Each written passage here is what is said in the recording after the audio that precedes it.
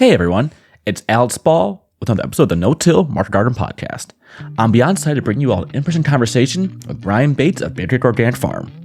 Brian's one of my favorite farmers in the state, and I was privileged to spend the day with him and his dedicated crew learning how they grow and distribute food efficiently almost year-round in northern Michigan. In the episode, we dive deep into their philosophy of farm growth and investment, spring plant sales, their experiments and trials in no-till, and investing in the most valuable asset a farm has. Surprise, it's their employees. So without further ado, let's take to the convo with Brian Bates of Bear Creek Organic Farm.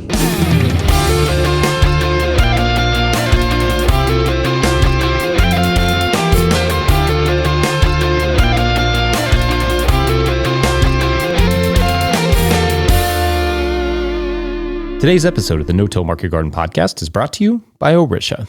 Orisha is a greenhouse automation company whose mission is to make agriculture more ecological and productive through advanced technology. Orisha automates all temperature, humidity, and irrigation management systems. Their products are designed to be instinctive, easy to install, and wireless, and their remote management application allows growers to save time. In addition, the integration of AI in their programs offers more precision and better control over the various factors influencing the environment inside your greenhouse. Last thing, Orisha wants to help market gardeners optimize their yields.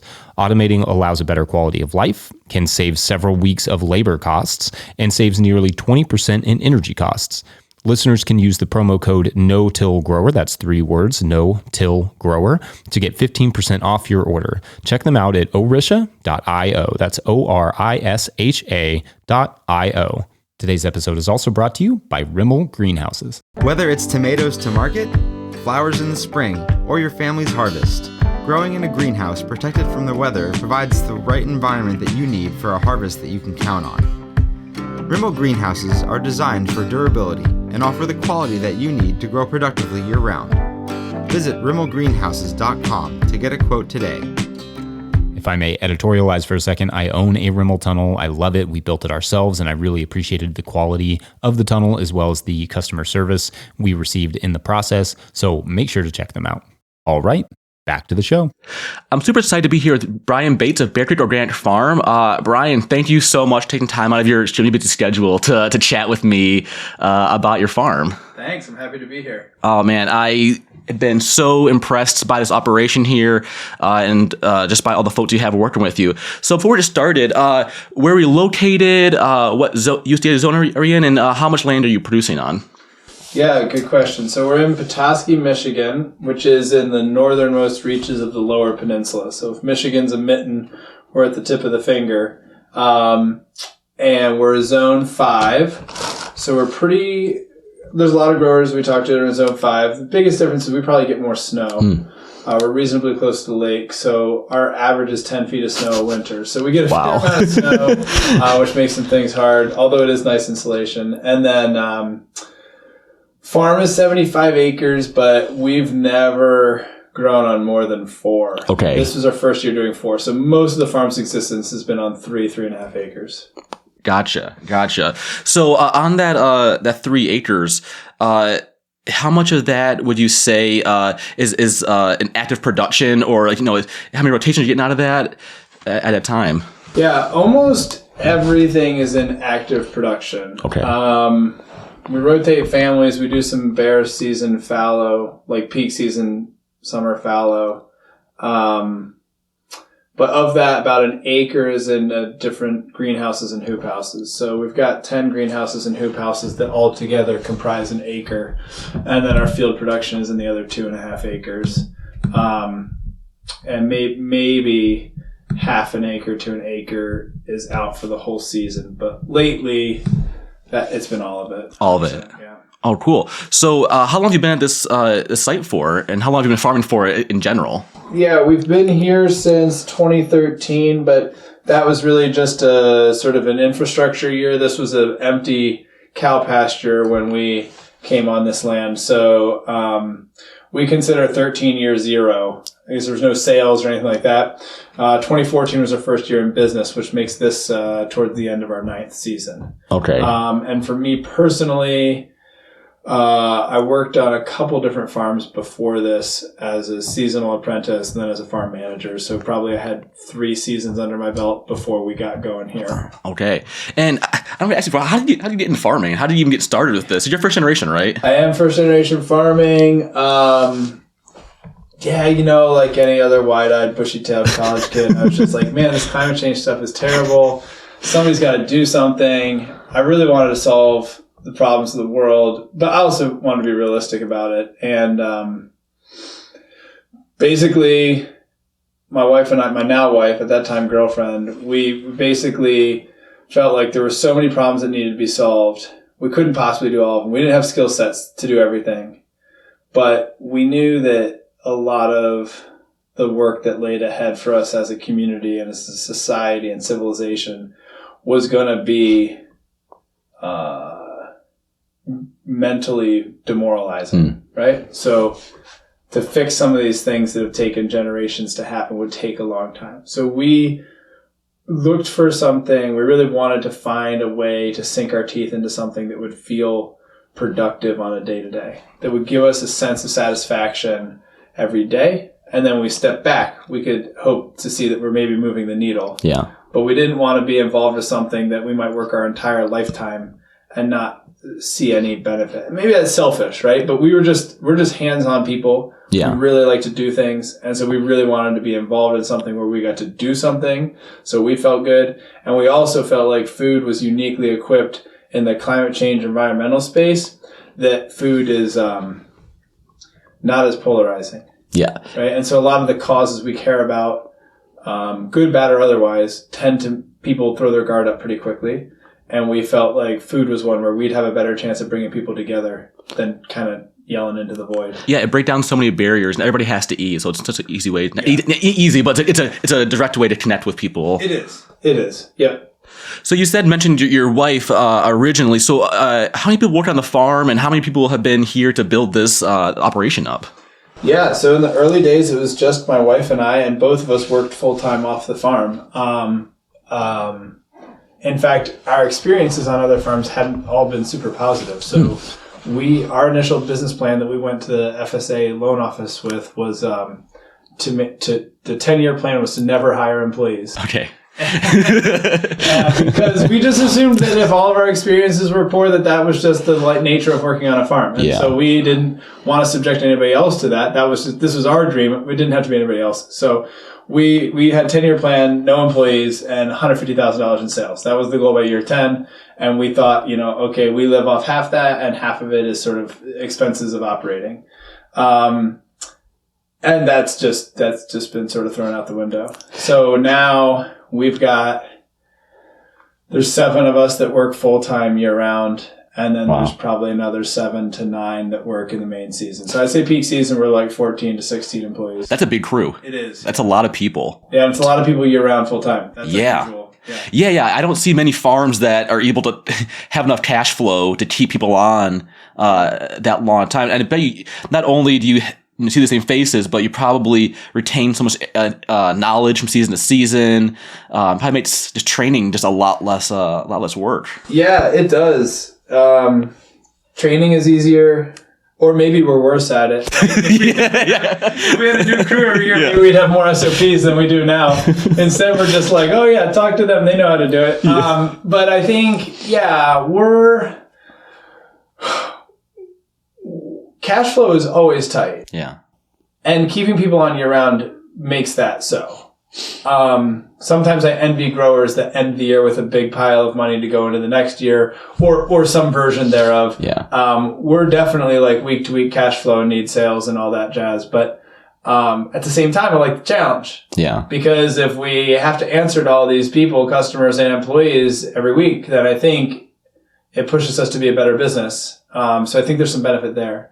But the big time benefit is how the farm grows, how our culture grows, how our crew grows. There's so much value in that. One of our main managers next year will be his 7th year with us. Right? Like that's pretty wild. That's a long time. And most everybody else, if they're not new, they've been here 2, 3, 4, 5 years. So that's been great. And it's been really fun to grow with those people.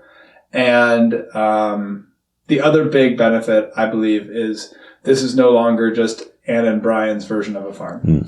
This is the best version of our farm from the collective input from a lot of committed individuals every year for so many years. And I think that each year we get that much better.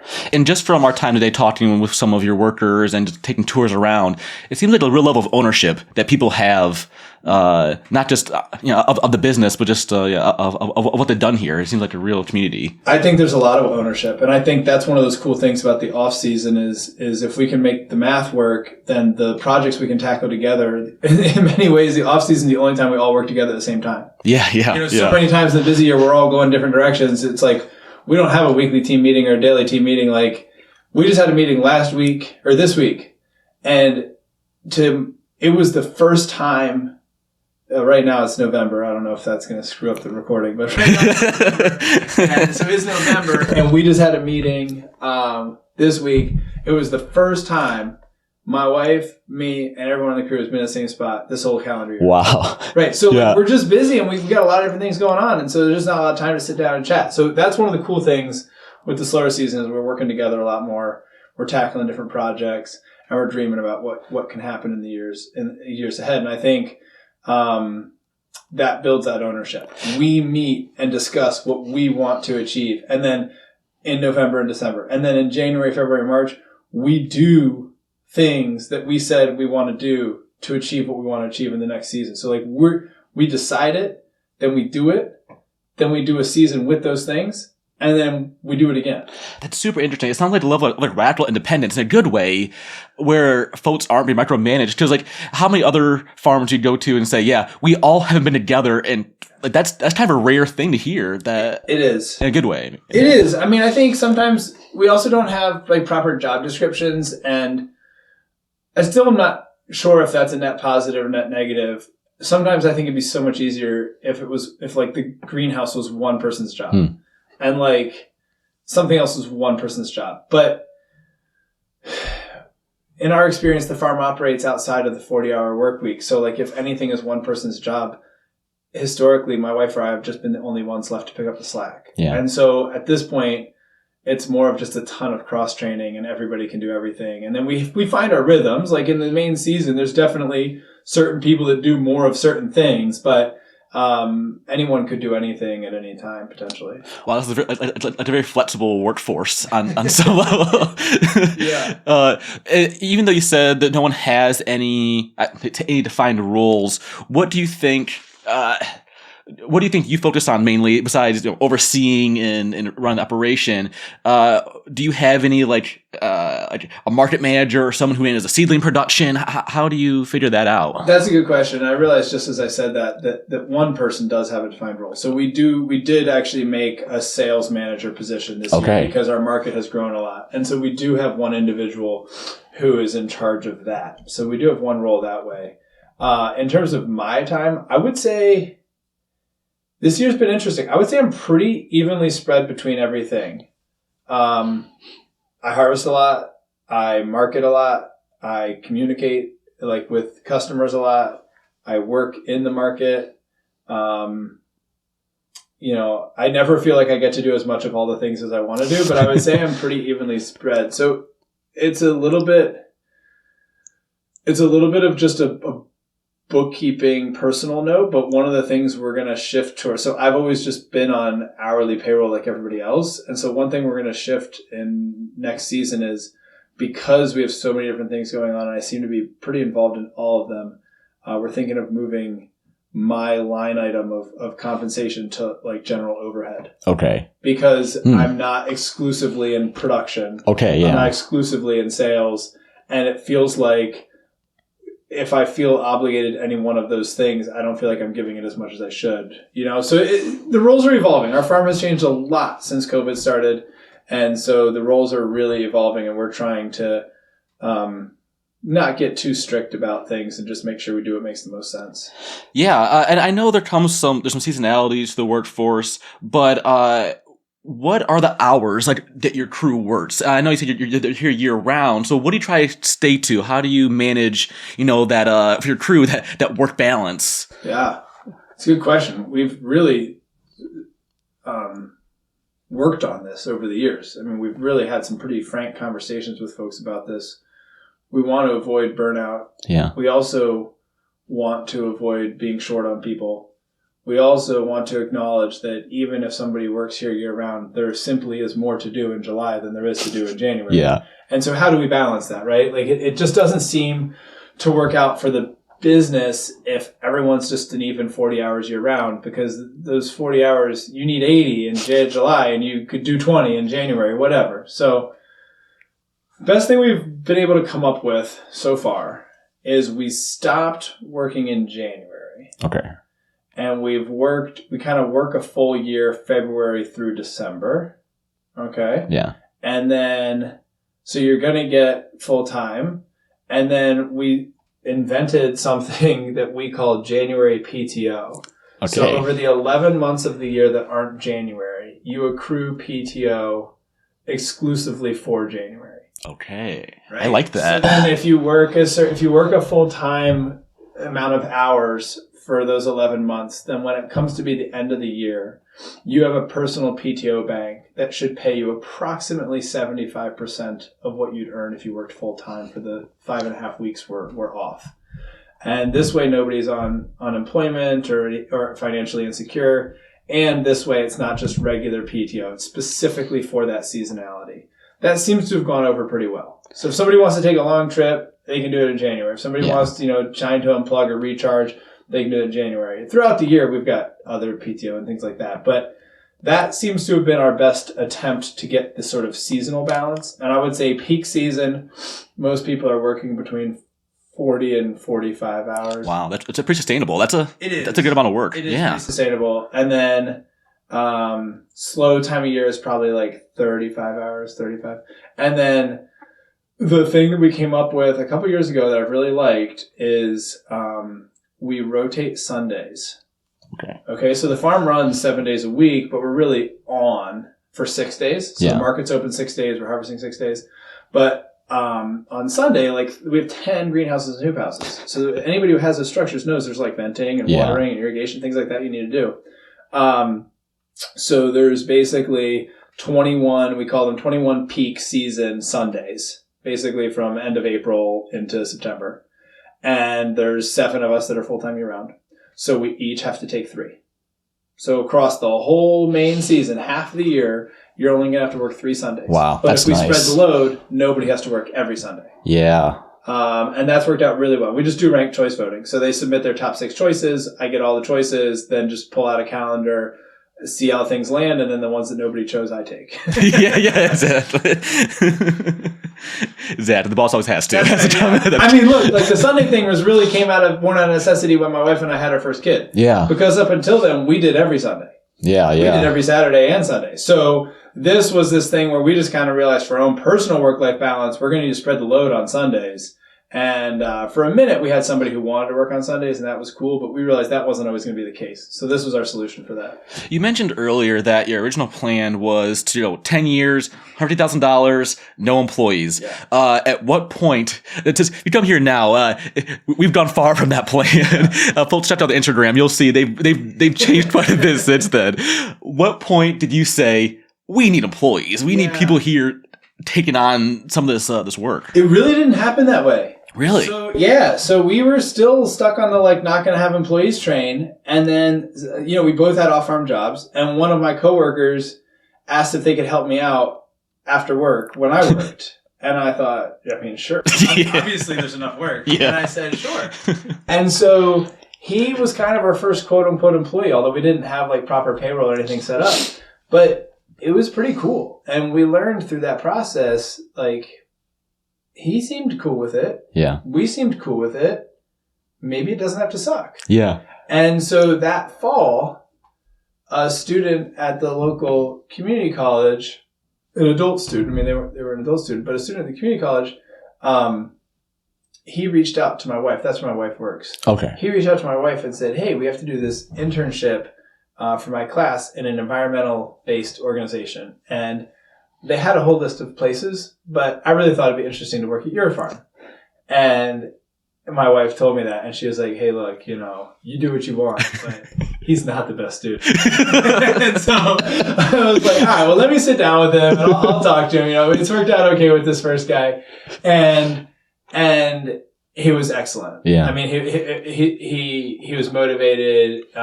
He was fabulous, and so he did his internship here, and then he came back the next year. We just said, "Hey, do you want to keep going?" And he thought, "No, I don't really want to." And then his wife was like, "No, you should." And so, I mean, there's more to that story, but it was really beneficial for him and for us. Yeah. And they had just had their first child, and he was a stay-at-home dad, and so it would get him out of the house. So there's just a lot of synergy there, and we just hit it off, and it was so much more fun farming with somebody else. Yeah. And working alongside somebody else, and he had perspective, and so he then worked with us for 5 years. I mean, Wow. it was a really great relationship, and soon thereafter, somebody else came in, a person who volunteered with us was like, I'm going to go back to just doing my main job, but I've got a sister who I think would like this, and so then we just had real word of mouth, and everything started organically. Very rarely was the case, if ever, that we just hired somebody full time. Yeah. Almost always there was a little bit of a get to know you period, which worked out really nicely. So the labor piece is something we've become really passionate about. And one of the things that's really interesting in our mind is because we've had this get to know you piece, we've had more retention. There's been less misunderstandings of what's involved with farm work, but also we've not posted jobs. Yeah. So this is the end of year 9. We've never posted a job. So next week, I've got 4 interviews for workers for next year who have reached out over this year for next year. And we're not sure that anyone's even leaving. Right. So we're in this really privileged position of people keep finding us. And that seems to be a great first filter. Yeah. Somebody who seeks us out, especially somebody who seeks us out when there's not even a job posted, that's a certain amount of go-getter. Mm-hmm. And that's a certain type of character individual. And when they reach out, a lot of times it works. Sometimes it doesn't, but we found that a lot of good people find their way here.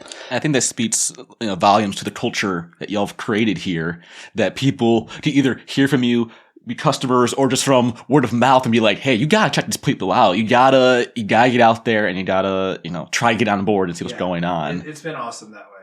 Yeah. Have you had anybody who's worked at your farm who's then gone on to start their own farms in the area or anywhere else? Oh yeah. Yeah. I mean, I would say we haven't had a ton of people that were not seasonal people who have left the farm. I mean, a lot of them just still work here, but those that have, I think all but one left to start their own thing. Really? That's fantastic. Yeah. And even the one left didn't go to start their own farm. They went to start their own other type of business. So it really, there hasn't been a lot of man, this place sucks. I'm out. It's been hey, you know what? I've learned so much. I think it's time for me to go on my own, and I want to give it a shot. So that's great. Yeah. Well, I'm saying it's kind of place where I'm like, man, I can I get a job here? There's so much to learn. Just even walking through your, we'll talk more later about your wash pad. Just walk past your greenhouses.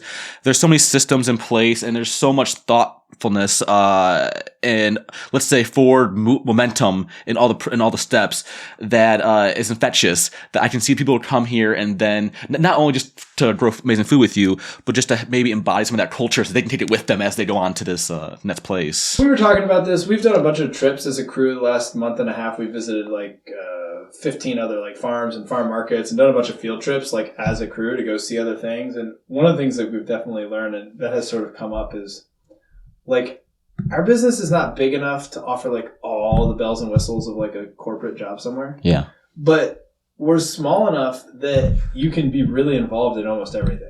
And so if you're somebody who likes to be involved in things, that's a benefit. If you're somebody who wants to just check out and not be supervised very closely, we're not the spot for you. Yeah. And you're not the person for us. But if you're somebody who really wants to change things, make a difference, feel like you're really doing something with your days, that's our people. And that's what we seem to be surrounded by. Yeah, I saw something on your Instagram, correct me if I'm wrong, there's something about sunflowers and health insurance. Yes,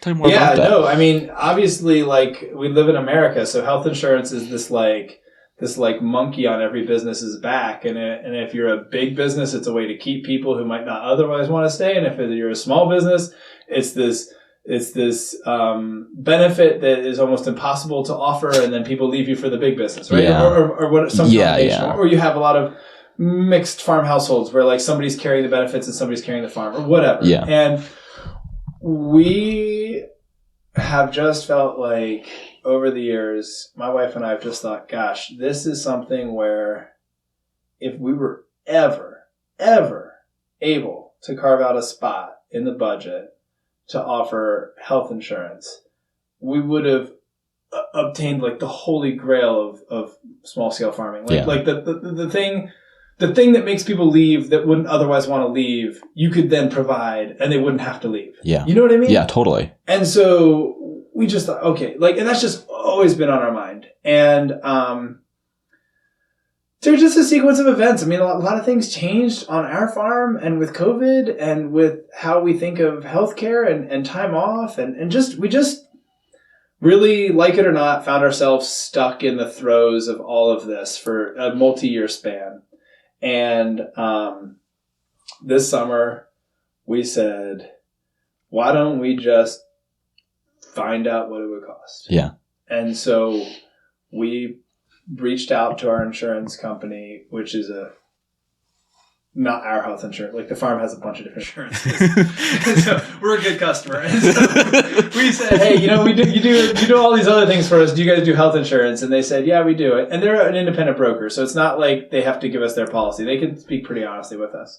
And they said, yeah, we do. And I said, well, what's involved with getting a quote? And they said, it's really quite simple. Like, you just get us the names of your employees and their age and their gender.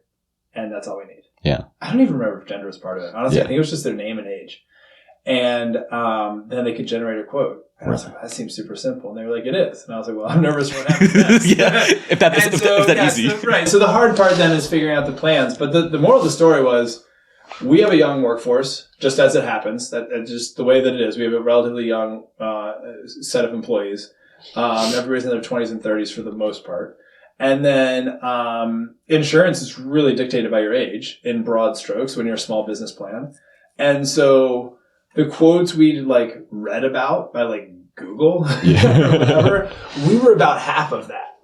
Really? So what we thought it was going to cost, it was half of that. Wow. And so we thought, okay, that's not crazy. Yeah. And so then we talked to the crew and kind of got a sort of temperature check on how many people might want to do a plan through Bear Creek if we had it, or maybe they've got a spouse or something else that covers them or whatever. And there was enough interest, and it seemed not so crazy that we were like, let's just go, let's go for it. This is the thing that we've said we've always wanted to be able to do, and let's do it. It feels like the right thing to do. And so, we went for it. And so then we knew what it was going to cost. And so then we thought, okay, wouldn't it be cool if we had some creative way to fund this? Because this is a new cost for us. And anyways, long story short, sunflowers were the first crop we ever grew on the farm. It used to be our logo when we had a logo. We don't have a logo anymore. But sunflowers have always held a special space in our heart on the farm. And it's a non-food item. So it's not like an item that somebody's feeding their family with or whatever. And it's pretty and it makes people happy. And we like that association.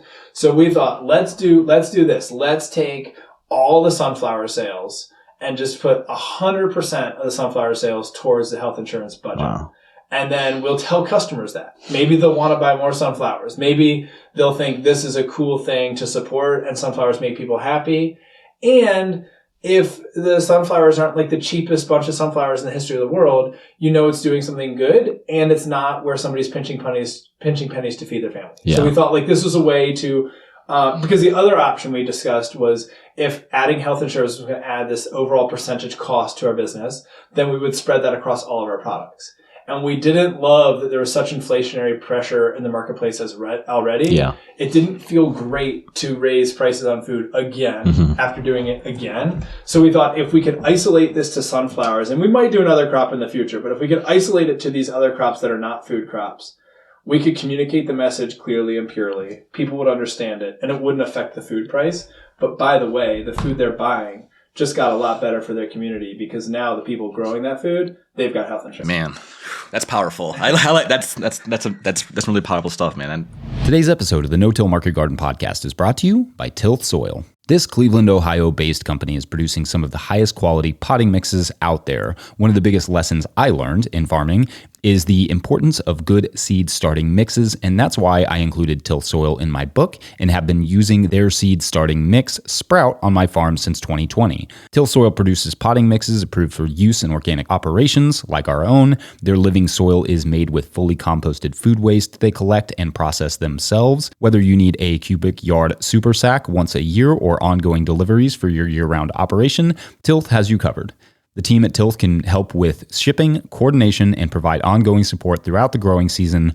To learn more, visit www.tilthsoil.com. That's tilthsoil.com. Today's episode is also brought to you by Certified Naturally Grown. At the heart of sustainable ag is the belief that soil health and thriving ecosystems grow the very best food. Certified Naturally Grown is a grassroots certification program that recognizes direct market farmers using holistic methods and shows your customers that the products you bring to market are grown to the highest ecological standards. If you're looking for an affordable certification option that focuses on the thriving of local farms and foodways, you're going to want to check out CNG. Their peer-to-peer inspections create opportunities for farmers to connect, exchange knowledge, and build regional support between growers. Certify your produce, flowers, livestock, apiary, aquaponics, or mushroom operation today. Find out more at cngfarming.org. That's cngfarming.org. All right, back to the show. so beyond the sunflowers for health insurance, what other products are you growing here? What are some of your niches here at Patriot Organic Farm? We grow a lot of different things now. It's ebbed and flowed over the years. In 2019, we were 70% wholesale, 30% direct. And now we're 20% wholesale and 80% direct. Man. And in that time, our farm has doubled in sales. So it's a really, really significant inversion. So at our core, we grow organic transplants, salad greens, tomatoes, microgreens. Those are and herbs. Those are kind of like our core products, along with garlic. Garlic is once a year, so sometimes I forget to mention it, but along with garlic. What's happened is, as we've sold more direct and diversified our offerings, those are still our core things, but we've decided to add a lot more new things. But I would still say, if there's one thing people know us for, it's either honey or salad greens. We don't do as much honey now as we did when the farm first started, but the salad greens, tomatoes, that's a huge, huge piece of what we do. And then the plant sale in the spring, the organic transplants, that's another. If there's one time a year somebody comes to the farm, if they only ever come here once, it's going to be in May or June to come shop for plants. For the plant sale. Yeah, and for folks who don't know, they can look on their Instagram and see the scale of this plant sale. But it's pretty significant, even for, especially for, let's say, a small scale farm. It's it's disproportionately sized. I mean, we've kind of looked high and low, and for whatever reason, it appears to be the largest diversity organic plant sale in the state of Michigan. Wow. Largely because a lot of them just aren't organic. Right? But it's also not a big town, but we're pretty far north, and so anybody who wants to grow a garden is going to pretty much need to start with transplants. So, and it's pretty easy to offer a superior product to what Home Depot or Lowe's has. So that provides a lot of market for us. But yeah, it's big. I would say, it's well over 100,000 transplants a year. Wow. So yeah, it's a pretty sizable operation. It spans across 3 greenhouses that you can shop in, and we have 5 total greenhouses that support that effort. So, and these aren't small greenhouses. Yeah. These are you're just saying ultimate greenhouses. These are 30 by 30 by 144. Yeah, so big, just small greenhouses. Yeah, it's over 500 varieties, and it's herbs, flowers, fruits, vegetables. It's a lot of things. Yeah, and you were mentioning it earlier on your website. You have a book of all your what's it called again? I'm sorry. The lookbook. The lookbook. Yeah. The lookbook, and it's a description of all the plants you'll be offering for the season, and it's just so beautifully made. Who designs that? My wife does that. Oh, yeah. Yeah. So there, it pays to be married to a graphic designer. Yeah. So it's one of the things that we've sort of divided and conquered. And I actually met Anne when she was in art school, and so she's a trained animator. Wow. And she has lately found herself working at our local community college as a professor, teaching animation and graphic design and Photoshop and photography and all those classes in digital art. And so while that occupies a lot of her daytime hours, all of the marketing and graphic work for the farm she can do at night or after the kids have gone to bed or whatever. And so that's a way that she can really be involved and contribute value to the farm without having to leave a job that she loves. Yeah. And so her job helps our household income for sure, but she loves her job. Yeah. And so she was all set to come work on the farm, and then that job opportunity came up, and I was like, you got to go for it. Like, you've talked about this for years. So she loves that job, and she loves being able to teach. She's just a born teacher. And so it's great because then the lookbook and the labels and the marketing and all that stuff that comes with it, she's just got a great eye for that. You can see it in the stories and the photos on Instagram and things like that. She's just got a really, really good eye for that. It's so on point. It's crisp and direct, and it's very eye catching. You said earlier that you said about 20% wholesale now, or and 80% retail. That wholesale, is that going to local restaurants, chefs? Is that going to out of area through a middle person? How are you distributing that at wholesale? It's a good question. Even when we were majority wholesale, it was almost 98% was all direct deliver. So we delivered it. Okay. And 85+% was just within 12 miles of the farm. So it's our bread and butter is actually not restaurants. Everybody thinks we sell at restaurants. Our bread and butter is independent grocery stores. Okay. Natural foods co-ops, independent grocery stores like an IGA, that type of thing. We're in a smaller town. We're a town of 6,000 people. The whole county is 30,000. So it's not like a big metro area. So there are some smaller mom and pop stores that get a fair amount of business. So yeah, there's a handful, maybe 6 stores that pretty much account for almost 75% of our wholesale. Yes. Are these 6 stores. Wow, cool. And are there any other farms in the area who are doing this type of direct to, retail sales like you are? Especially, I saw you do a lot of salad greens like that for the retail. Is there a lot of other farms pushing into that market? There's a lot of other farms in the area, and there's a lot of other good farms in the area growing organic food or close to. When we were new kids on the block 9 years ago and wanted to carve out our spot in the marketplace, our niche was pre-packaged greens at the store. No one was doing that, not locally. And so we just saw this as we go to the store, they got, Taylor Farms, Earthbound, Organic Girl, that could be ours. Yeah. And so that's how we viewed it. And we didn't view this like we were encroaching on any other existing farm's market share. Like we weren't taking their piece of the pie. We were just making the pie bigger. We were just taking the market share from Earthbound and Organic Girl. Yeah, I know. We were really taking their market share. They probably didn't even notice. But for these individual stores, it really made a difference. And for us, it made a big difference. And so that was our bread and butter. And the other huge advantage there was it got our name out there. So whereas if we sold like raw, just onions or garlic to the store, you wouldn't necessarily know as a shopper that the onion you're picking up was grown locally or grown in California or Mexico. Like it just looks like a yellow or red onion. But when you're buying a packaged salad green, it's got a name on it and it's got a label. It's like a little mini billboard. So when we were a young, small farm, to get these little mini billboards in these stores helped people be like, oh gosh, hey, there's this local, I don't know much about it, but it's a local Bear Creek Organic Farm salad mix that I just picked up. And so we really tried to go after that market share because, again, it wasn't encroaching on existing growers. It got the word out about our farm.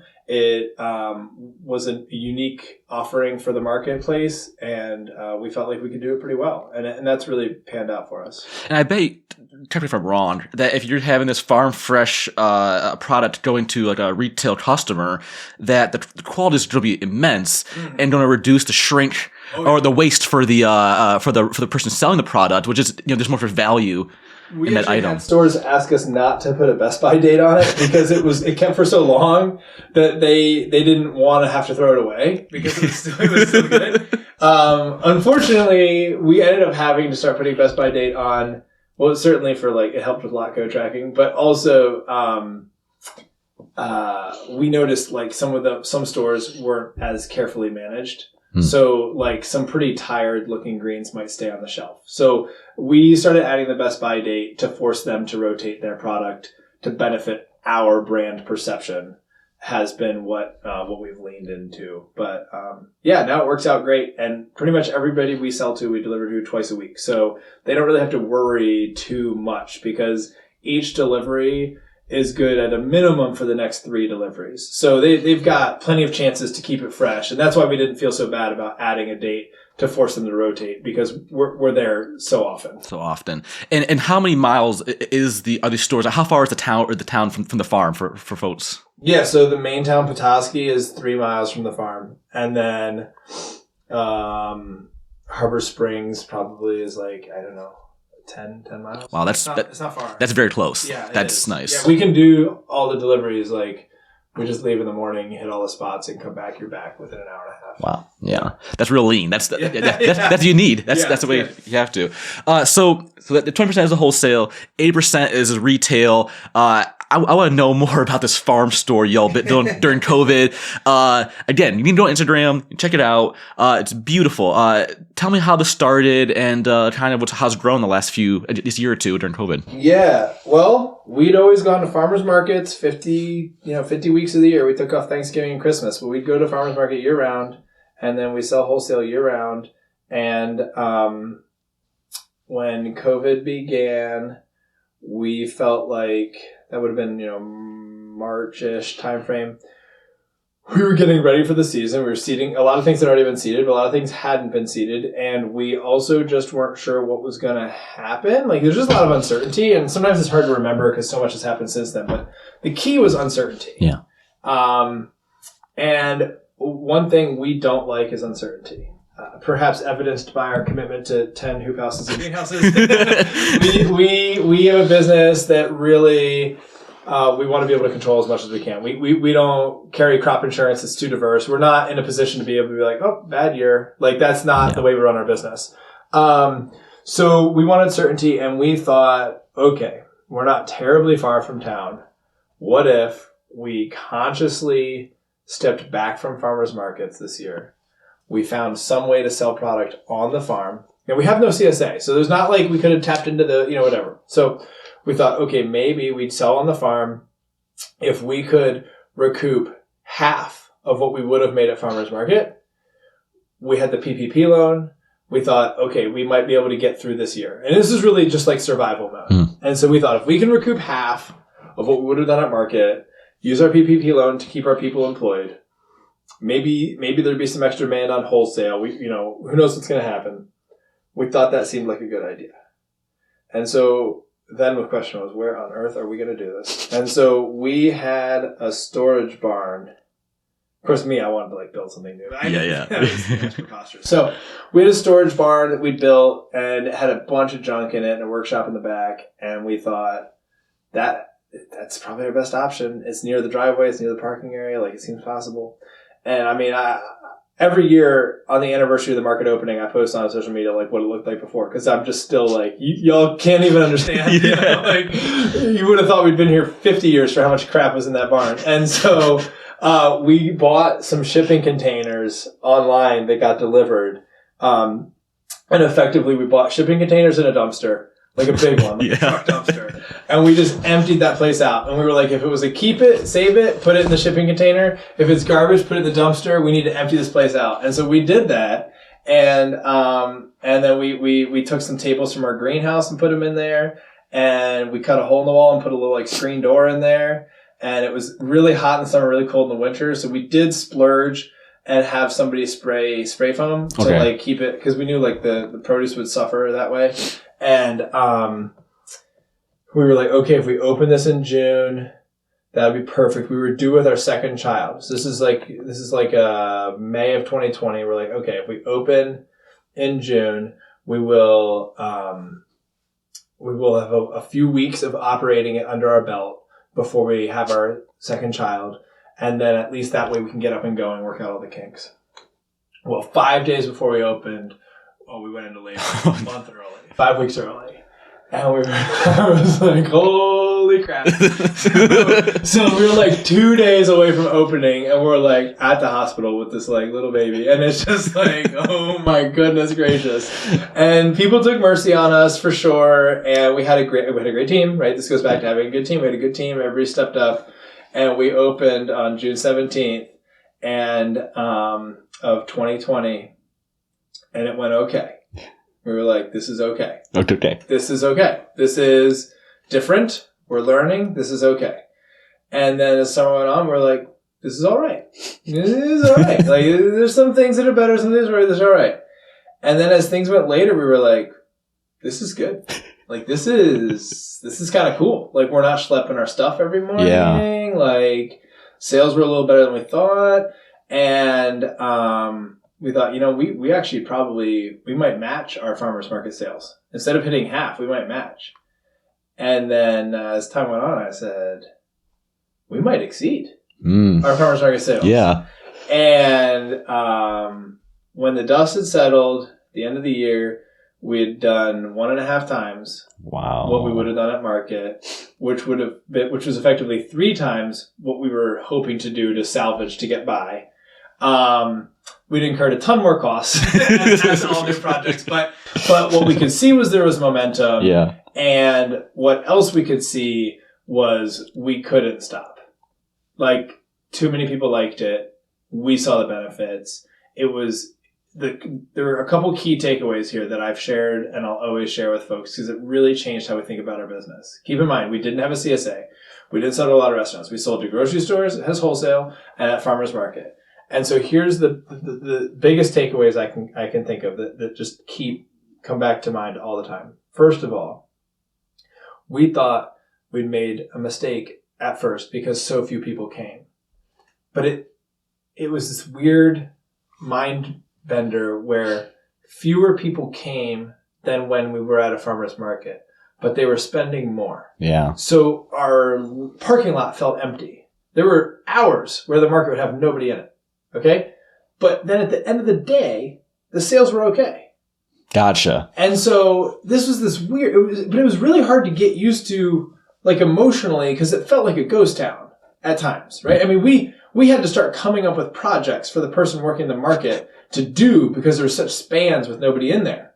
But then at the end of the week, like, the sales were more than they would have been when we went to a farmer's market, where it's like busy, busy, busy. I mean, our busy season markets, we'd have 100 transactions an hour. Wow. At the market. So we were running multiple registers. I mean, it was busy. So this idea that we went from 400 transactions at a busy market twice a week, so 800 transactions for a week, and then at this new on-farm market, we'd be lucky to hit 100 transactions, but we'd have more money. And we're like, this is the craziest darn thing. And then the other thing, so basically what happened was our average purchase at market, depending on the market, ranged between like $5 to $7. Yeah. And the average purchase at our on-farm market was between 25 and 30. Okay, so they were spending 5 to 6 times more, which meant that you could afford to lose basically 85% of the and still have the same amount of dollars. Kind of skimmed off the top. Exactly. The other shift is that meant that it didn't require as much staff. And this was the second lesson we had, was that when you only have a handful of transactions a day instead of 100 an hour, you don't need as many people in there at the same time. In fact, you only need one. You don't need 2 people to work the stand and 1 person to restock. You just need 1 person. You run 3 people at farmers market would be 3 staff at one time. Yeah. Wow. Okay. And so then the other big shift was we were open for 4 days a week. So 1 person, and we had this is the craziest part. We had just in 2019. We had planned in 2020 we were going to expand our wholesale and we were going to start going to more farmers markets. I mean, it's just crazy to think about. And so what we'd done is we'd done a full cost analysis of what it costs us to go to market. We did a full cost analysis of what our delivery costs. So we had figured out the labor cost to go to market. And so basically we were open for 4 days a week for 8 hours a day at our on-farm market. So we were open for 32 hours a week, right? And when we went to farmers markets, we were open for 8 hours, 2 markets of 4 hours each. So we were open 4 times more to customers. We were 4 times more accessible to customers than we were before. And it took less staff hours to be open for those 32 hours than to be open for those 8 hours. Man. And those staff hours were way less intense. I mean, people would burn out doing farmers markets. Anybody who goes to market can understand a busy market can really do you in. And this was so comfy. I mean, it was so easy. So that was a big part, was it took less staff time to be open for more hours. So then what happens was customers started learning that they could come here more often. We could be a part of their shopping trip. We could be a part of their routine of errands to go buy things. And so we were more accessible to customers. It took less staff time. When they came, they spent more, which meant we got more per transaction. All of this was excellent. And so we really, really wanted to see more of that. It was kind of like once we tasted this forbidden fruit, we were like, how would we ever go back to market? Yeah. Because now we know this other thing that's possible. And that was our conclusion. And we talked about it as a team. We discussed the pros and cons. And we basically said, we got to stick with this. Because also, weather had huge influence into market sales. A good market's great, but a bad market's horrible. You've already harvested everything. Secondly, if we ran out of something at the farmer's market, we were out. If we ran out of something here, we could go harvest more, so we weren't out. Thirdly, we saw a lot of greens, microgreens, tender things, fragile things. When on a hot, sunny day, that stuff's just gradually going bad, sitting on a table. In the market, it was in a refrigerator. So we had way less food waste. So not only did we have less food waste, which felt good, it meant we were actually overproducing in the fields to account for all the waste that had been happening the whole time. So we unlocked new potential sales. So those three things of less waste and not as weather dependent and I'm blanking on the third one I just listed, but those three key pieces really kind of did it for us, in addition to the other factors. So then what we did is we decided, let's do it. If we're going to do it, we don't do anything halfway here. So if we're going to do it, we're going to do it. And so that winter, we sold all of our farmers market equipment. We sold our trailers, sold our tents, sold our tables, everything we had for market coolers. We just sold them to other growers who do those markets. And then we took all the money from what we sold and we put it into improving the market. So we put in like a glass automatic door and more refrigerators and painted the floor and put up wood paneling and built the bookshelf, and we just made it look spiffy. And the next year was more than doubled. And then this year almost doubled last year. So basically the market now does as much in sales. Actually, the market now does more in sales just in the market than our entire business did before COVID.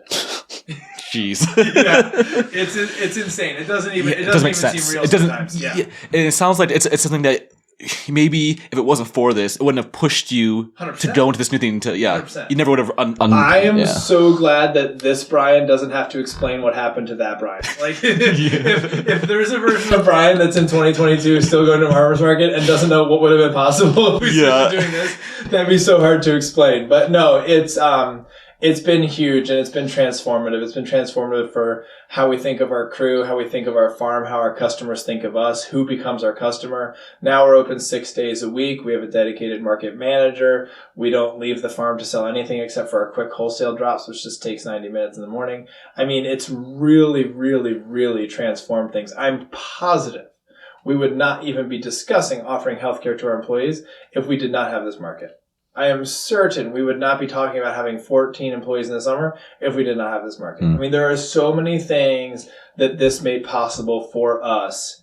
And the truth is, we just see so much more room for growth. Yeah. I mean, I don't know what the ceiling is going to be for that market, but it is easy to imagine that market doing $1 million in the not too distant future. And that's just mind-boggling. Yeah. In the market, so you have a mix of your vegetables, fruits, whatever, but you also have things from other local farms, breads, I saw maybe some meats in there as well. Did I? I can't remember if I saw it in there. You did. And then some local apples as well. So something you're bringing a nice mix of products to offer your customers a one-stop local food shop type of place. That was the quickest thing we learned. And that is something that, coming from the farmer's market world, we were really opposed to doing. This idea of selling anything that was not ours. I mean, it's almost like part of your DNA. When you go to a farmer's market, it's a producer-only market. You're just perpetually being like, did they really grow that? Yeah. You're always looking at You're peering over, looking at exactly. And all of a sudden, like, you're on the opposite side of it, and you're just looking at this, and you're like, man, if we want people to come here, we can't say you can only get microgreens and tomatoes. We need to have more things for you. And so what we did was, If it's produce and it's in our market, it's organic. That's it. Yeah. There's no produce that's not going to be organic. If you're coming to an organic farm, whether you understand, I mean, everything's marked that it comes from other growers, but we don't want anything to seem misleading. We're not trying to fleece anyone. If you come to an organic farm and go to an organic farm market, all that produce better be organic. And it is. So that's a key piece of it. And then another key piece of it is it's all it's all regional. The furthest we go is a couple hours south to get the apples to an organic orchard. But everything else is of this state at the very least. And most of it's closer than that. The other cool thing as a grower is there's a whole bunch of this. So many crops we don't grow. Most crops we didn't grow. And so we've been able to see what the demand is for things. And then if we're like, we were buying all those, what's an example? Beets. We're buying all those beets from another grower. We used to grow beets. We just stopped growing beets because we got real focused on wholesale. We weren't wholesaling beets, and we just thought, you know what, they're too much work. We're just going to focus on the greens and the tomatoes. And then we thought we could run a sales report. We said, okay, all of last year, all of 2021, we sold this many beets. We're like, shoot, that's just a couple beds. Mm-hmm. Those could be our beets. And then we don't have to buy them. They can be our beets. And people will know they're ours and, whatever. And so we started doing that, and that's been really cool too. So we've started adding back more things onto our farm that we haven't grown in years, because it's not so intimidating. And we don't have to make the math work for wholesale. Yeah. We stopped growing beets because the wholesale price of beets didn't keep up with our cost of production, so we didn't want to try to match that cost. There's a winter squash. We stopped growing winter squash because if we were growing a whole field of winter squash and had to wholesale the whole field, it wasn't enough. But if we're direct selling it, we can do it. And by the way, we have the records of exactly how many pounds we sold last year of winter squash. So we know we don't need 5 acres. Mm-hmm. We can plant a quarter acre and have more than enough. And so that sort of knowledge and data has been powerful. Yeah, those data backed decisions. It sounds like then having a store allowed you to compile even more data. But yeah, the data-based decisions really allows you to really not shrink, but dial in exactly what you need to do. And it's kind of cool again. You can see based on demand from other producers. Buy it in, see how it works, and then say, can we take this on as our own type of item? Yep. That's super cool. And downstairs in your wash pack, you were making black garlic and value-added products for it. And hey man, that was top secret. No! I'm kidding. Keep going. And you had these black garlic. What do you call the machine? It's called Black Garlic Maker. Yeah, and it looked like rice. Name. Yeah, exactly. It looked like rice cookers. I'm sure at some rice cooker factory in China, they're like, you know what? Let's put a different label on it. Right. Adjust one screw and then send it out. Right, exactly. Yeah. So again, you're doing a lot of value-added products. You get some lavender as well. So a few little things on the side there. And again, those are things, I wouldn't say we do a lot of value added. We're doing more of it, more than we've ever done. And I would say one of the key things is we have a test space. Mm-hmm. We have a market. We can put a couple out and see how it does. We can understand the questions people ask us. We can see our product mix. I mean, we can do the same thing with value added. We can get a value added something or other from somebody else. Be like, gosh, that's popular. We could probably do that, right? Yeah. So we don't have a commercial kitchen on farm, but we do have, people we've worked with over the years. So probably our most popular value-added product besides black garlic is pesto. And we don't make the pesto. But there was a pesto maker who we used to go to farmer's market with. And we opened a farm market. And we sold so much basil and garlic scapes to them for them to sell pesto that we opened the market and they were like, we don't want to tell you what to do, but have you ever considered selling the pesto you sell us the stuff for in your market? And I was like, honestly, the thought never crossed my mind. We're selling them hundreds of pounds of garlic scapes and basil, and it never crossed my mind that our customers might be their customers, and they could get it all here. And that's been a huge hit. That's so now so we interesting. sell them all the garlic scapes and the basil, and then they make a special label that says made with Bear Creek, scapes and basil, and then sell us back the tubs. So they take it to the commercial kitchen, make it, bring it back to us, and then we freeze most of it, sell most of it frozen. And then we sell a ton of pesto. I don't know the number off the top of my head, but more than 1,000 tubs. It's a lot of pesto. Yeah. And anybody who grows garlic scapes or basil knows just how fleeting those things are. And scapes are something that pesto is one of the best uses for scapes. But when you're trying to sell somebody a $3 bunch of scapes and saying, trust me, you're going to make the best post of your life, they're probably not making the best stuff, right? And then the basil has such a short season. Anything you can do to have basil for more of the year is always advantageous. So those have been hugely awesome opportunities. And like one of the cool things is like, we don't even have to do it. Like these people are already making this. And that's the case with a lot of value added. People think, oh man, I got to do all this myself. I got to build a commercial kitchen. It's not always the case. There might be something right in front of you that you're just missing. And so that's been a great partnership. Man, I love the idea of growing an item, selling it, and then taking it as a retail product, and then getting a markup on that, a small markup on that again. That's fantastic. This is squeezing every last cent of value you can out of it without having to build a commercial kitchen and process basil. For sure.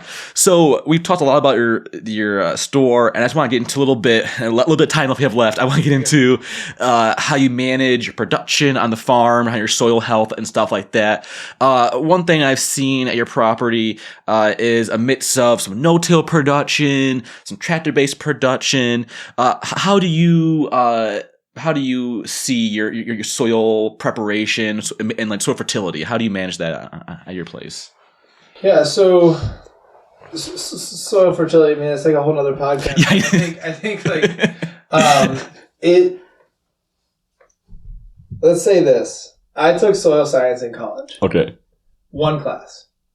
My first semester freshman year. Because I wanted to be a landscape architect. And I didn't understand what the heck they were talking about. It was just a required class.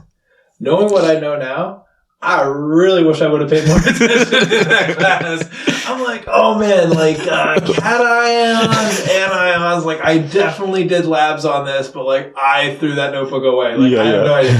So like there was the academic side, which I technically learned if you were to look at my transcript, but I can't say informs a lot of my decisions on a day-to-day. What we've got going on for soil fertility at Bear Creek is we've got really sandy soil. Okay. I mean, I have growers visit from anywhere else, and that's like the first thing they comment on. They can't, like they kick it because you feel like you would just make dust. And you do. so we have very sandy soil, which means that we can just keep dumping organic. Every year is basically as much organic matter as we can afford. Yeah. Pretty much. But from a fertility standpoint, tillage standpoint, we all know less tilling has benefits in many different ways. No tilling has benefits in other ways, but doesn't work for everything. And so I would say we are not a no-till farm, not even close, but we do till with intention. We do try to minimize as much disturbance as we can as is practical. We also recognize that a lot of our fields are like basically beach sand. So we are not like tilling vast networks of mycelium. This soil was really just purged of its nutrients by the previous 100 years of agriculture in this spot, which the organic matter was less than 1% when we started. Wow. Okay, and in a lot of our fields, we've now got that to 2 to 3. And some of the hoop houses is almost approaching 4%. And if you know anything about adding organic matter, that's a ton of money. That's a lot, yeah. Right, especially in hoop house. And then the fields, all of them are above 2, and some of them are just starting to hit 2.9, 3.1.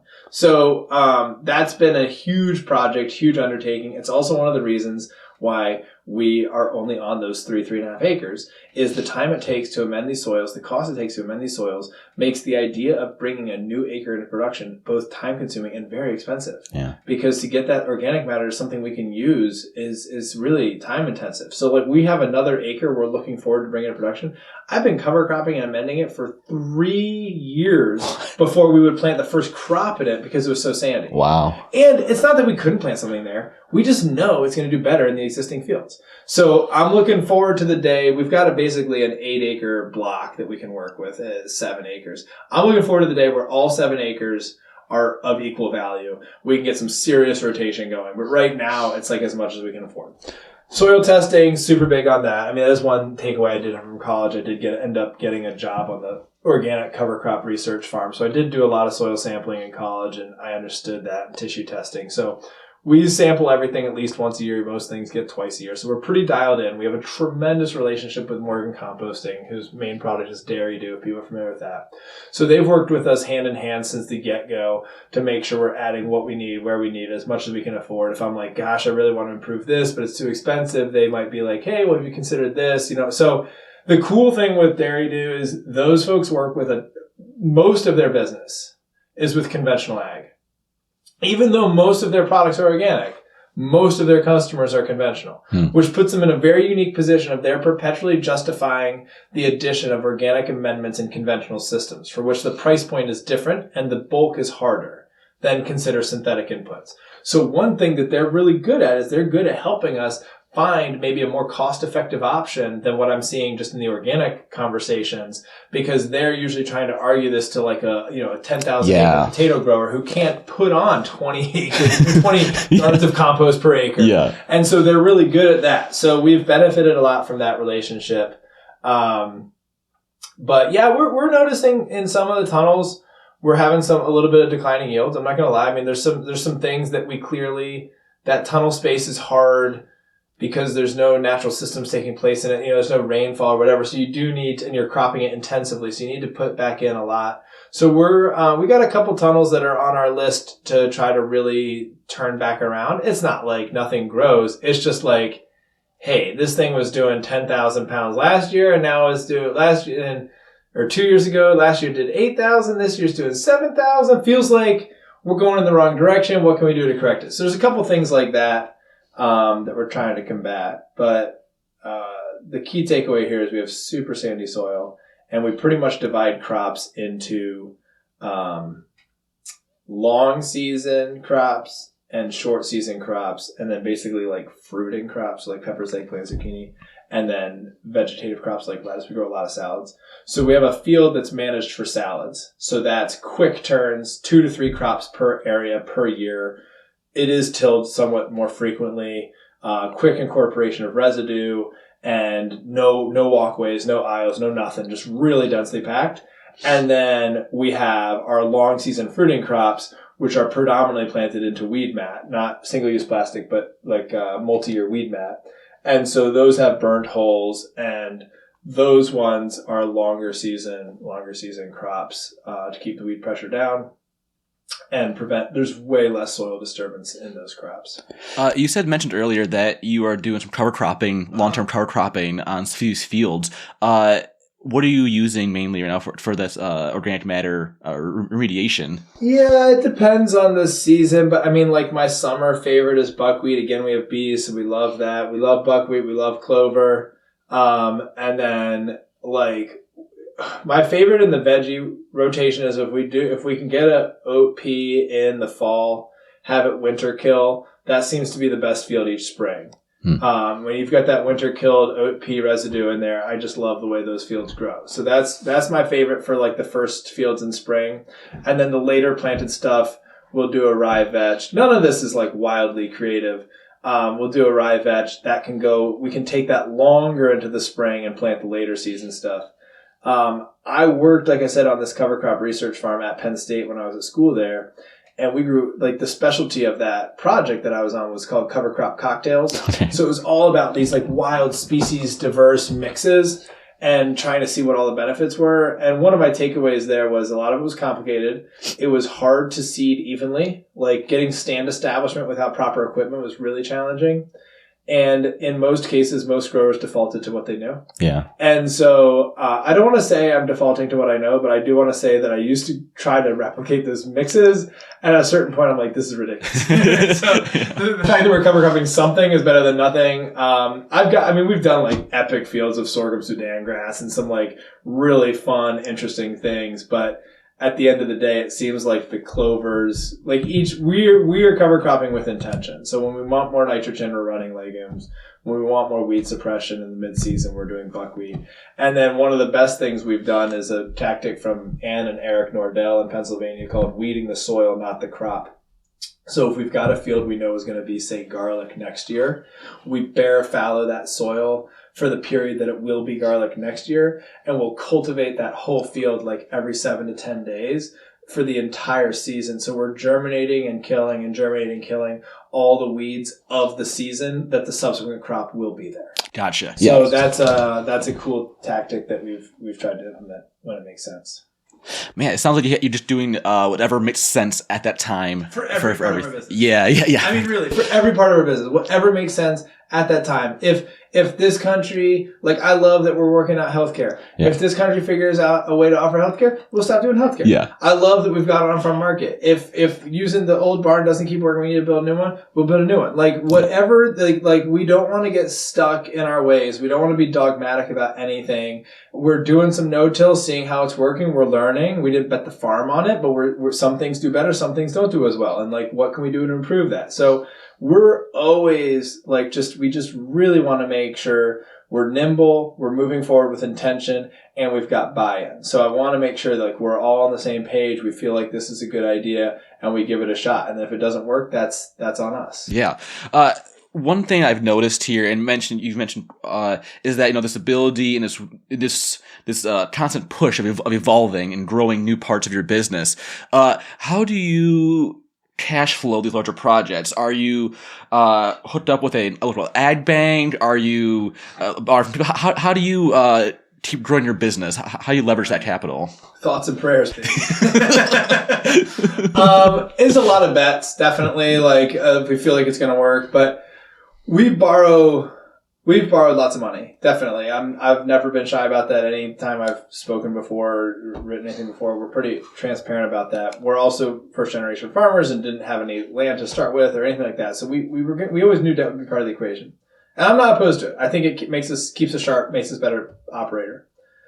Our doors really opened when we started working with Greenstone, which is in Michigan and Wisconsin. It's a ag credit. I mean, other places probably have a similar type business, but when we moved to working more with Greenstone for financing, like, our whole world changed because they speak ag, for one. And for two, like, we set up a line of credit with them and they took over our FSA loan, and it's a member-owned co-op, so there's patronage and all these good things, but they're pretty savvy and they can see. My experience with Farm Credit in the last 9 years, because we started with a loan, we still have a loan, is that they see a lot of businesses' financials. And the more we work with them, the less concerned they get. Mm-hmm. And the less concerned they get, the more confident I feel that we're on the right track. Because if we weren't, they would not. You know what I'm saying? Yeah, totally. And now they're in the business of lending, so they're going to be happy to lend more, right? So I'm not saying like, don't talk to your dealer about what the right dosage is. So I'm not saying that. I'm just saying that they're not as concerned as they were at the beginning, and that feels good. That feels like we're moving in the right direction. Ann and I's tolerance for risk, we're reasonably young, right? We're still in our mid to low 30s. So our tolerance for risk is perhaps higher than it will be 10 or 20 years from now. When we borrow something or make a loan that's for 30 years, we anticipate we're probably still working 30 years from now. That won't be the case 10 years from now, right? So there's that thing. And generally for cash flow, if it's something that's like a capital asset that we think is going to provide long-term value, we're not opposed to borrowing. And then if it's something that's like a tool or whatever, that we're going to try out, we try not to borrow for that. We try to cash flow for that. When we started, we borrowed a concept from Paul and Sandy Arnold in New York, where they always set a goal of reinvesting $10,000 in their farm each year. We liked that. We tried to do that. We pretty soon felt like, you know what, we're growing pretty well. We could bump that up to $20,000. And the last 3 years, we've agreed that we can do $30,000. Wow. So we just have a line item basically in our budget that's $30,000 that's for improvements that year. And we kind of discuss what's going to be the best bang for buck. And sometimes that's a capital asset that's just hard to finance. Like, we improved our driveway. That's a weird thing to borrow for. Yeah. Seriously, yeah. What's return on a driveway? It's like, but then there's other things that we would, that like some more Kubotas, like some UTVs and things like that. Those have really favorable financing terms. So in that case, even though the driveway was a bigger ticket item, we borrowed on the Kubotas, which we could have bought with cash because their terms were favorable. And we took the cash and put that into the driveway, which maybe we would have rather borrowed for. Does that make sense? Yeah, total sense. So yeah. We still took the same budget item, but we were a little creative with that. And I think generally speaking, as long as we've ridden a good period of low interest rates since we started, and we've really been able to benefit from that. So I'm happy for that. But yeah, no, we owe lots. We make more than we owe for sure. We make the payments, but it's it's not like we could just walk away, tomorrow. Yeah, and I don't know about you, but I feel like most of us, none of us want to walk away. Anyway, we're all this is our life. This is what we've gone full in, thrown a Hail Mary into agriculture, and we're going for it. Yeah, and I will say, like, the market makes us feel more confident. Because we feel like, the bigger percentage of sales that we're in charge of makes us a lot more vulnerable to big shifts. Mm-hmm. When we wholesaled a lot, early on in the farm's beginning, maybe third year in or something like that, 10% of all of our sales went to one restaurant. That restaurant went out of business at the end of the year. That was scary, right? The grocery stores, much more steady. Restaurants, the chef leaves, you might lose all your business. The grocery store, as long as our product has a barcode, it doesn't matter who the buyer is. If customers keep buying it, they'll keep buying it. Yeah. So we've always felt like and by not having a CSA, by not doing a lot of like sort of trendy things or whatever, we feel like our sales are pretty real sales. We feel like our base amount of revenue we plan on is pretty real, and the opportunities for growth, but it's unlikely to lose a lot. Oh, that's really smart. So we're heading to our final 2 questions. But before we get to those, is there anything that's been on your heart as a farmer? Is there anything that's happening in ag that you want to comment about? Kind of an open platform, anything that you wanted to discuss? I mean, like anybody who knows me knows there's just like a million things on my mind about all things like this. I would say that over the last couple of years, what was already an existing commitment to our people has really shown itself as a good investment, right? So like a lot of people start trying to take care of the people when it's too late. And you could have argued that we were overpaying or over taking care of people ahead of time. But like when stuff hit the fan, I don't know the audience here, when stuff hit the fan, like we kept our people, like we didn't have to really pivot quickly. We didn't like all of a sudden everybody quit. So I feel like all this to say, I think the people piece of agriculture has always been overlooked. And I think the people piece of agriculture will be the defining part of agriculture for the next decade, where it's coming to a head in many different ways, whether it's automation or lack thereof, immigration or lack thereof, transportation or lack thereof, right? Pick your thing. I think that the people piece of agriculture is going to, even though all the talk is about automation and that's kind of the story of farming, I still think the last bottlenecks are going to be the things that are done by people. Yeah. And whether that's a slaughterhouse or a strawberry field, those things are going to influence everyone's lives more than people realize.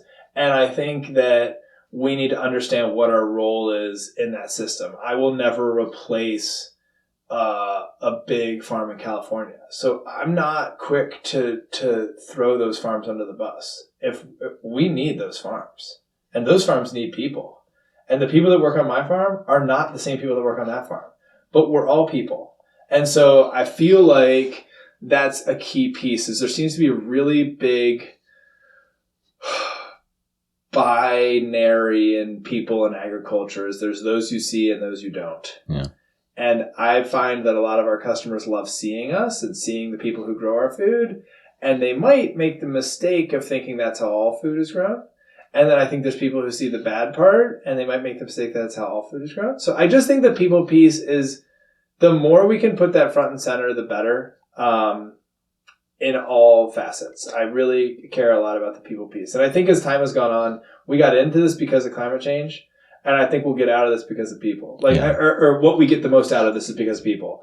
That's been the people thing has been a huge, huge part for us. And it goes into the customer part of the equation. It goes into why we became a certified B Corp. I mean, there's a lot of things for the people part of the equation that I think matters a ton. So that's been on my mind a lot, is what can we do as growers to make sure people are more informed about all the people involved in the process and how that's going to affect things, whether you can find workers or can't find workers or whatever. It's going to come down to people. So I'm pretty passionate about that. And then as a grower, like as a business operator, one thing we've always done, but it seems to like really matter now, and I've sort of shared this with other growers, is like we've really, since the beginning, tried to focus on crops that are not easily automated. Like, I don't really want my people picking green beans when it's so easy to mechanically harvest green beans. I don't know that we really want to be digging carrots by hand when it's so easy, even at a medium scale, to harvest carrots by machine. But there is no tomato harvester the way there is a carrot harvester. Yeah. Right? There is even the biggest organic farms, which I've had the privilege to visit in Yuma, Arizona, some of these places, even the largest facilities, when they spin those salad greens, they still need to remove that basket to somebody, right? Yep. And so we tend to have a farm that does a lot of things that only people do. And I think on the business side of it, that allows us to remain more competitive because it's just our people and our systems against somebody else's people and their systems plus transportation. Exactly. And when you're located, 5 miles from the final eater, those are crops you can make money on. Correct. Yeah. Correct. So I think that tends to be the people part and the highly perishable things. Mm-hmm. Those seem to be two things that no matter what happens in the world, we'll always be able to cling to that. Totally. Yeah. Final question. We'll wrap up this interview. Yeah. How do you find balance in working on the farm and taking care of yourself and your family? How do you make it happen? How do you make it all work? Well, I don't know that I found balance. I think the way I view this as, I tend to think of things in binaries, but I would say this is something that I view as a continuum or a spectrum. Like, I've got the most balance now that I've had since we started the farm. That's a victory. Yeah. Is it as balanced as I think it could be or as I dream of? Maybe not, but we're getting closer. I mean, it went from the ultimate worst at the beginning to the best it's been now. It's not been easy. Having children was a wake-up call. Not that, obviously having children is a wake-up call for anybody, but I mean, it made me really want to get better at the balance. Yeah. Whereas I used to always be able to find some way to justify to myself or to Anne about that balance. We used to live in the washback barn, like the same building, not in the washback. We were rats in the washback. We used to live in the same building that included our washback. And so my commute to work was like 60 feet, you know, and we recently moved still on the farm, but into a different building. It's like 1,000 feet away. And that's been a fabulous separator. I've found that, the more I can physically separate and like actually create that distinct barriers, the easier the balance becomes. So I actually hired a performance coach person, business coach, life coach, whatever, / therapist, like at the end of 2020. So beginning in 2021. And we meet every other week, 52 weeks of the year. And like, I mean, I don't do yoga, but like, or whatever anybody does to find themselves, but like that bi-weekly check-in or every other week check-in or whatever, that's critical. That's become like my wife and I call me Brian 2.0. Truthfully, that's how much has changed. Transformation. My anxiety levels are lower. The thing is, not a lot of things have changed except for my perception of them, right? So my anxiety levels are lower, stress levels are lower, my ability to leave the farm and not worry is better. The crew gets a better version of me. I mean, that's been a critical piece of it. Anne gets a better version of me. My kids get a better version of me. I get a better version of me. And,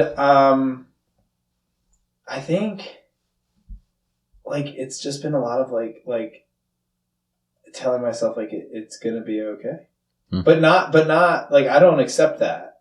That's the whole problem. I believe that everything has worked because we've worked to make it work. I don't think, I'm not like everything happens for a reason, like it's all going to work out. I don't think it's all going to work out. I think the other day we left the farm, everybody left the farm, and like it did not all work out. Like one of the greenhouses got to 105 degrees because we forgot to do something. But I couldn't stop thinking about it and checked and saw the temperature sensor on my phone and was like, something's not okay. All right. And so it's like, but just keeping that separation. I mean, one of the best things I did recently is I got a separate cell phone. So like my work cell phone, which at this point, it seems like half the county has, like that phone doesn't even come home with me. And people are like, like, I like that. Yeah, right. And like, I know with modern tech, people are like, that's silly. You don't need two phones. I know there's like some technological solution that allows that phone not to ring or whatever. I don't care. Physically, in my brain, that phone stays in my office. It does not come home with me. Yeah. And I have a home phone that only my family and close friends have. And that's the only contact I'm going to get when I'm at home. Wow. And so things like that have made a huge difference on on the work-life balance. But yeah, I think it's one of the hardest things. I would say I still probably work 70 to 80 hours a week, but that's the least I've ever worked. Man. So it's still a lot, but it's the least I've worked. And one of the things that we do is Ann and I tend to sleep on different schedules. So like I'm usually in my office by 5:30 most mornings because I like it. And she loves having the morning with the kids and doesn't feel like I'm absentee by not being there. So my goal is to have all my office work for the day done by the time the crew gets here at 7:30. And then whatever happens during the day happens. But yeah, I think a key part has just been like getting those boundaries and sticking to them as much as I can. I'm not going to go preach that I work 40 hours a week. I think that tends to make people feel insecure. I still work a lot, but I work the least I've worked, and I'm the most comfortable with it, and I think that's what matters. It sounds like you're on a trajectory, not only from the past, but to moving forward to being a better version of yourself year after year. Yeah. Brian, those are very wise words, and thank you so much for sharing your time, your family, and the space with me. Thanks for coming out. This has been super fun. Oh, thanks so much. A big thanks to Brian for taking time out of his day to show me around the farm and record today's interview. While walking through his greenhouses, wash, pack, and farm store, one can clearly see the lean and value-added mindset applied to all aspects of the operation. He and his crew have fully bought into reducing waste and streamlining production in order to continually squeeze every last inch of value out of their operation. I really like seeing their experiments and uses of no-till on a predominantly tillage-based operation. Soil fertility, weed management, and frequency of tillage are all parts of a constantly growing and evolving system on all of our farms. If you just want to learn more about the operation, make sure you follow me on Instagram. Thanks so much for listening, and as always, I'm Alex Ball. Have a great day.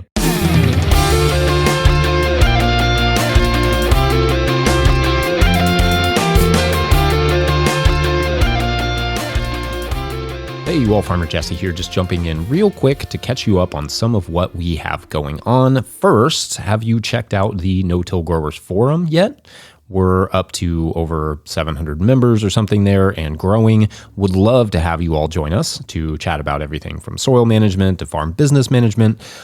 You can find the forum at notillgrowers.com. We will also put a link in the show notes. I know for me, December kind of marks the beginning of my growing season. I finish my cleanup and start my planning and seed ordering and even seed starting this month. And even I have questions and ideas. I like to bounce off other growers. So yeah, anyway, join us over there. Also, like everything we do, that forum is free and open to the public. If you'd like to support our work, you can pick up a copy of the Living Soil Handbook at notillgrowers.com or one of the no-till hats, which are back in stock. The proceeds from those sales at notillgrowers.com go to making you more content.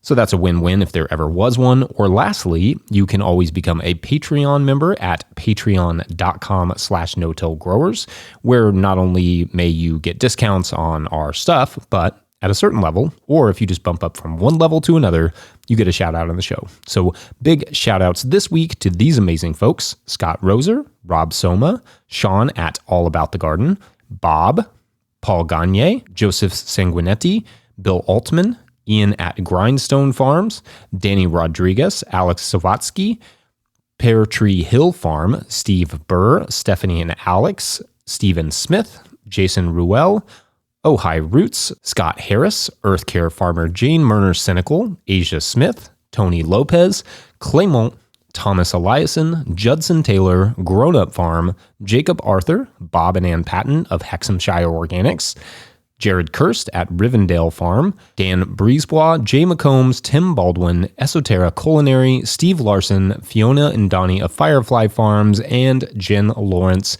Thank you to everyone who supports our work in whatever way you can. There are 630 something members over at patreon.com/no-tillgrowers right now. So if you want to support us, that's a great way. Otherwise, that's it for me. Thanks you all. We'll see you next week.